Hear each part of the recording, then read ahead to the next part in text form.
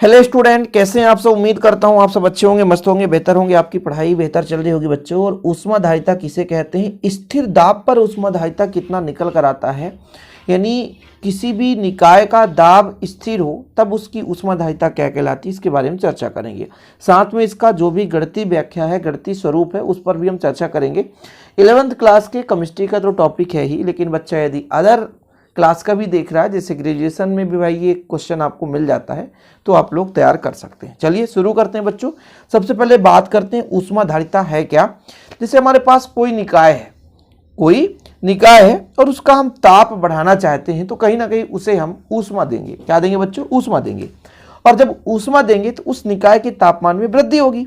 Simple है। तो यदि हम किसी भी निकाय के ताप को 1 डिग्री सेल्सियस बढ़ाना चाहें, हमारे पास कोई निकाय है और उसका ताप यदि हम 1 डिग्री सेल्सियस बढ़ाना चाहें, तो हमें जो भी ऊर्जा आवश्यक होगी उस ऊर्जा को बोलेंगे बच्चों हम ऊष्माधारिता। यानी किसी निकाय के 1 डिग्री सेल्सियस ताप में वृद्धि करने के लिए जो ऊष्मा की आवश्यकता होगी, किसी निकाय के ताप को 1 डिग्री सेल्सियस हमें बढ़ाना है, तो 1 डिग्री सेल्सियस बढ़ाने के लिए जो भी हमें ताप की आवश्यकता होगी, वह ताप उसकी ऊष्माधारिता कहलाती है। जिसे हम बच्चों ऊष्मा को हम Q से दर्शाते हैं, ताप को dt से। T ताप है, Q ऊष्मा है, C क्या है, यहाँ पर ऊष्माधारिता है। तो ये ऊष्माधारिता जो होता है वो आपके ऊष्मा और ताप के अनुपात के बराबर होता है। यानी किसी निकाय की ऊष्माधारिता 1 डिग्री सेल्सियस बढ़ाना है बच्चों, तो जो हमें आवश्यक ऊष्मा होगी वही उसकी ऊष्माधारिता कहलाएगी। ये चीज़ तो क्लियर है। अब बात आ जाती है इसके बाद कि स्थिर दाब पर ऊष्माधारिता। भाई स्थिर दाब यानी दाब जो है स्थिर होगा। स्थिर दाब का मतलब दाब में कोई परिवर्तन ना हो, और दाब में परिवर्तन मतलब डीवी, ये डीपी।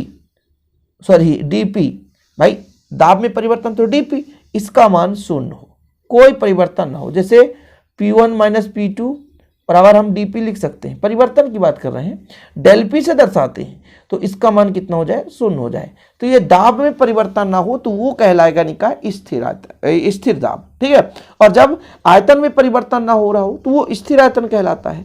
तो जैसे मान लीजिए कोई निकाय है और उसका दाब क्या हो? स्थिर हो। भाई दाब में परिवर्तन नहीं होगा मतलब दाब स्थिर है।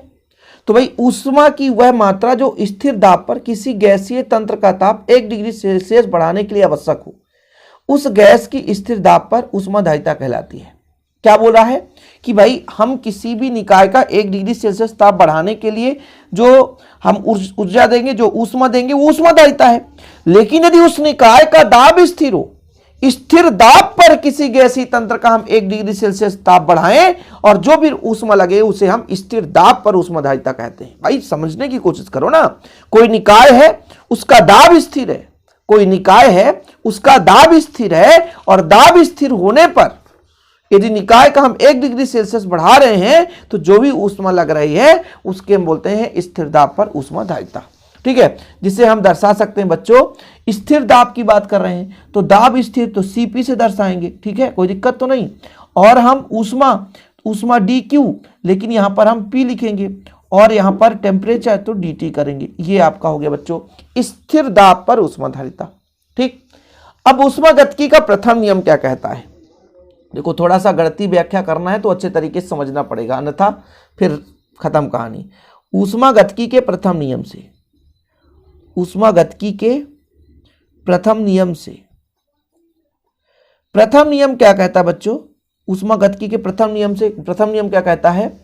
dq, ठीक है, कुल ऊष्मा जो है वो आंतरिक ऊर्जा dE और उसके दाब और आयतन के गुणनफल के बराबर होता है। ठीक। अब एंथैल्पी की परिभाषा से चूंकि H बराबर होता है E प्लस PV। क्या होता है? E plus PV। यदि इसमें परिवर्तन की बात करूं तो DH लगा दो परिवर्तन, तो यहाँ पर DE लगा दो, यहाँ पर बच्चों DPV लगा दो। ठीक है, यहाँ तक कोई दिक्कत तो नहीं है। आगे परेशानी हो सकती है कैसे कि भाई यहाँ पर एक सिस्टम था तो आपने तो कर दिया, ये 2 है, तो एक काम करो, पहले आप DV ले लो, फिर जब V को बाहर ले लो तो DP कर दो। ये सिस्टम अलग अलग हम कर सकते हैं कि नहीं, दोनों में परिवर्तन होगा, तो ऐसा हम कर सकते हैं। सिंपल है। और कोई दिक्कत नहीं होनी चाहिए यहां पर।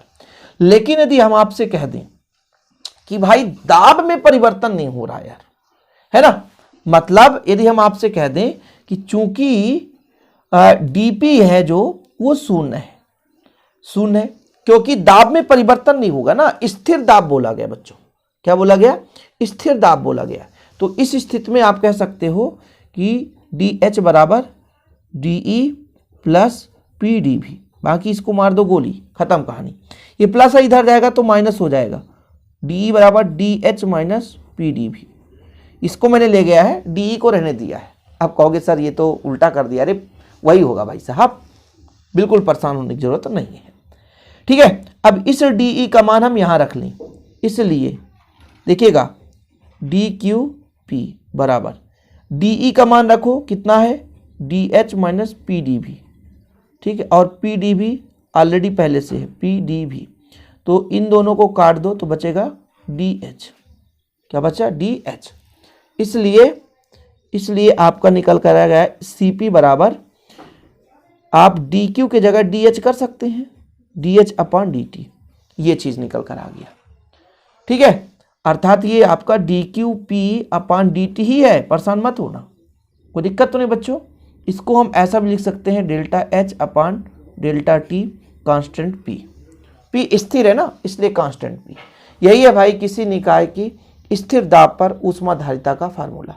देखो छोटे छोटे लेक्चर के माध्यम से मैं हर एक आपको टॉपिक कवर करा रहा हूं, जो कि वीडियो प्लेलिस्ट में मिल जाएंगे। आप लोग कोई भी टॉपिक सर्च कर लो, शिव कोचिंग क्लासेस का नाम बस डाल दो, आपको वो टॉपिक मिल जाएगा। सर उम्मीद है कि आज का छोटा सा वीडियो पसंद आया होगा, पसंद आया तो लाइक करके शेयर जरूर करिएगा। जय हिंद, वंदे मातरम।